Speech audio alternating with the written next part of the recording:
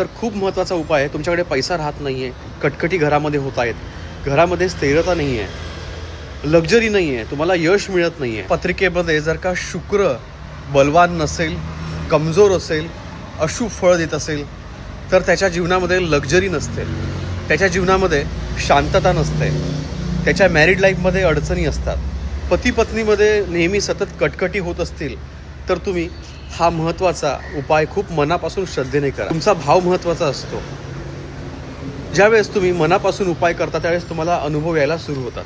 तर खूप महत्त्वाचा उपाय आहे. तुमच्याकडे पैसा राहत नाही आहे, कटकटी घरामध्ये होत आहेत, घरामध्ये स्थिरता नाही आहे, लक्झरी नाही आहे, तुम्हाला यश मिळत नाही आहे, तर भगवान श्रीकृष्णांना लोणी अर्पण करा, लोणीचा नैवेद्य दाखवा, पण त्याच्यामध्ये थोडीशी खडी साखर नक्कीच मिक्स करा. घरामध्ये ताक ज्यावेळेस आपण बनवताना लोणी काढतो ते तुम्ही कृष्णाला अर्पण करावं.